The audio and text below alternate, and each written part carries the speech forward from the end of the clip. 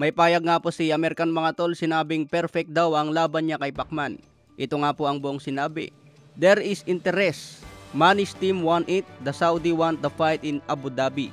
It should be massive. A fight with Manny would definitely motivate me. I think he would be perfect. Maraming beses na raw niya naka-sparring si Pacman kaya kilalang kilala niya ang galawan.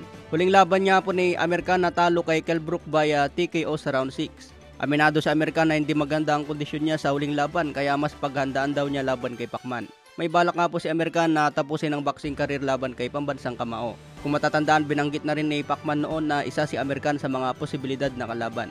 Pero maraming pangalan ang lumabas na kalaban ni Pacman mga tol, tulad na lang sa exhibition kay Buakaw ng Thailand. Wala pang update kung matutuloy pa ang laban nila sa susunod na taon. Nagkaroon pa ng press conference yan para ipromote ang kanilang laban.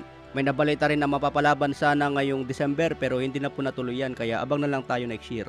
Sa iba pang balita, San Edwards matapos gulpihin at malasap ang kauna-unang talo kontra Jesse Rodriguez. Pinakita nga po ni San Edwards ang mukha niya mga tol na may fractured orbital bone.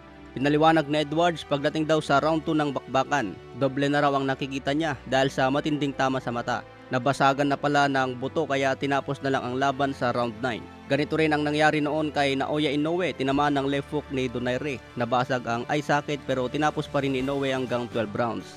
Dito pinatunayan ni Inoue na kahit basag ang eye socket, tuloy pa rin ang laban hanggang kayang sumuntok. Ganyan din ang nangyari noon kay Antonio Margarito. Kahit basag na ang orbital bone laban kay Pacman, tuloy pa rin ang bakbakan. Naniniwala si Margarito noon na kayang tapusin ang laban sa pamamagitan ng isang suntok. Umaasa si Margarito na makatiyamba kay Pacman at ma-knockout. Pero sadyang malakas raw si Pacman. Marami daw nagsasabi na may ginagamit na enhancement si Pacman. Pero tiwala si Margarito na malinis daw si Pacman. Kapag pinanganak ka raw na malakas, dadalhin mo na yon hanggang pagtanda. Kaya tiwala si Margarito na natural ang lakas ni Pacman, walang halong chemical.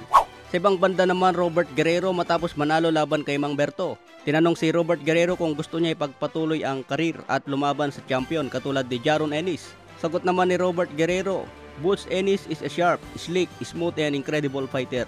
Kaya naging champion raw si Jaron Ennis dahil mahusay na boxer.